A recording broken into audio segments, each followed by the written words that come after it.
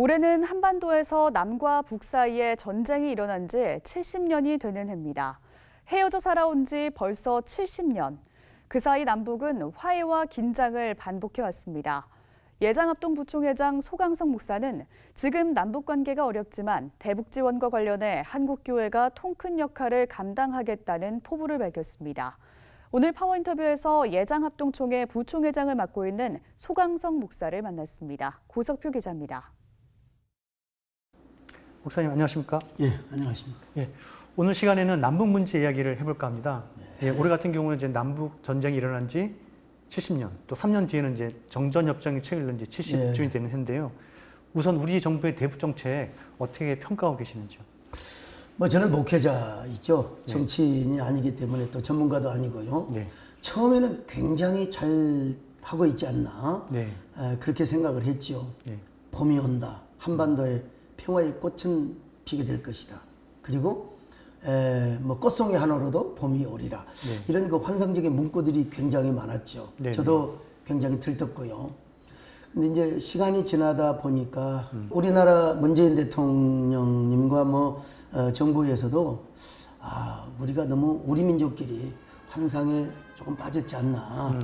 이 남북 평화는 현실적인 것이다. 그래서 다시 원점 제로에서 시작을 한 것이 아니겠는가. 그런 의미에서 이제 전혀 우리가 생각하지 못했던 박지원 대표님을 이제 국정원장으로 또 이인영 의원을 그 의원님을 이제 통일부 장관으로 이럴 때 이제 우리 남북 관계는 다시 새롭게 원점에서 시작될 것이라고 보고 저는 그 두 분들이 그리고 대통령께서 다시 새롭게 잘 하리라고 믿고 기대하고 보고 있습니다. 예. 목사님께서는 지금 그 우리나라에서 개신교단 가운데 가장 큰 예장합동 부총회장직을 맡고 계시고 다음 달에는 이제 총회장으로 취임하게 됩니다. 예장합동총회 같은 경우 대북 정책과 관련해서 어떤 정책들을 갖고 계시는지? 그 과거에는 굉장히 적극적이었죠. 뭐 빵 공장을 세워가지고 또 이렇게 뭐 비닐하우스를 보내고 굉장히 적극적이었는데 어떻게 이제 뭐 보수 정권이 들면서 또 남북 관계가 아주 냉랭하게 되고요.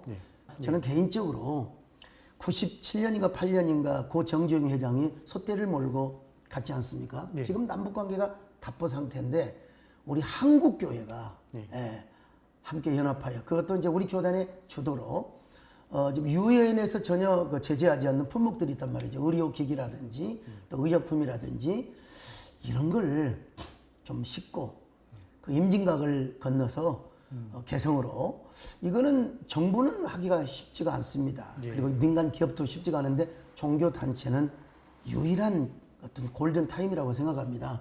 그래서 뭐 이건 우리 교단을 초월해서 해야 되겠지만 교단 주도로 하려면 총회 결의가 있어야 되고 그리고 한국교회가 서로 연합해서 우리 주요 목사님들을 모시고 소떼를 몰고 갔던 것처럼 그런 지금 그 생각을 한번 하고 계획하고 기도를 해보고 있습니다. 이렇게 해서 우리 종교, 특별히 기독교, 한국교회가 이 대화의 물꼬를 열고 또 그런 어떤 선두주자가 되었으면 좋겠다. 이런 계획을 지금 개인적으로 갖고 있습니다. 이처럼 한반도의 평화가 정착하기 위해서는 민간단체들의 역할이 굉장히 중요하다고 말씀해 주셨는데 그럼 교회가 좀 구체적으로 어떤 역할을 더 할 수 있을까요? 그러니까 이제 정부와 정부끼리는 충돌할 수 있죠.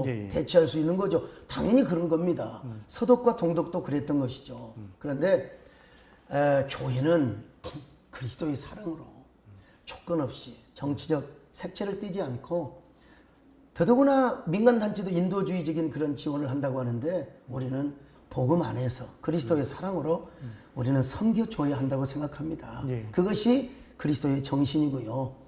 그렇죠. 그 서독교회가 그런 예를 사실 보여줬지 않습니까?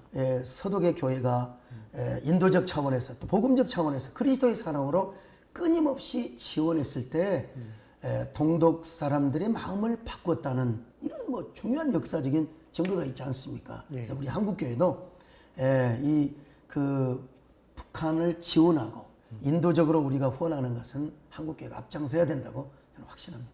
예, 그런 면에서 예장합동총회가 대북 지원 관련해서 어떤 입장을 취하는 게 굉장히 중요할 것 같은데 앞으로 이제 총회장이 되시면 아까도 말씀해 주셨지만 이런 대북 지원 문제는 좀 걸림돌이 없을까요? 어떨까요? 교단 내에서. 우리 이제 교단은 좀 보수적이지 않습니까? 그러니까 그런데 우리는 당연히 우리 대한민국의 정체성과 네.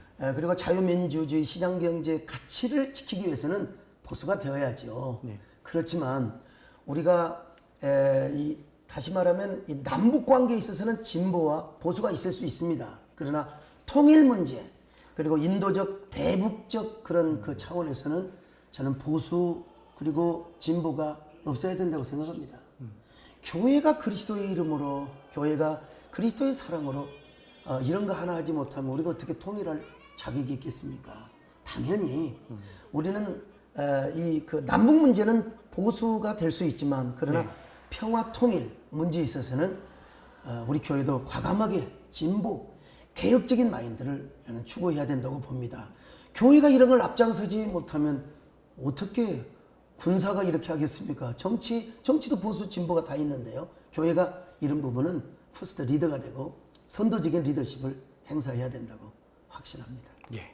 목사님 끝으로 한반도 평화를 정착하기 위해서 우리 정치권이나 우리 사회가 어떤 정책들을 좀 펼쳐나가야 된다고 보시는지 끝으로 먼저 말씀해 주십시오. 남남 갈등을 하나로 해야 되고 진보와 보수가 하나가 돼야지요. 그리고 우리 한국교가 그런 그 기수 역할을 당연히 해야 되고요. 저는 좀 정부에 좀 아쉽고 좀 항의 좀 하고 싶어요. 왜냐하면 보수 정권 때도 마찬가지고 진보 정권 때도 마찬가지입니다. 우리 한국교회라고 하는 귀한 어떤 그 도구가 있어요. 예. 동독과 서독을 하나로 만드는 그 서독교의 역할, 동독교의 역할이 있단 말이죠. 물론 상황이 우리나라와 좀 다를 수는 있습니다. 그러나 서독 그 정부 같은 경우는 통일 기금을 서독의 교회에 맡겼어요. 교회의 통일 기금을 맡겨서 교회가 그것을 잘 사용해서 결국 통일이라는 위대한 과업을 이루었던 것입니다. 그래서 우리 정부가 좀 차제에 한국교회 좀 역할을 좀 분담시켜 주시면 한국교회가 통일의 물꼬를 트고 또 평화의 꽃길을 여는 데 큰 역할을 하리라고 저는 기대합니다. 목사님 오늘 말씀 고맙습니다. 감사합니다. 예.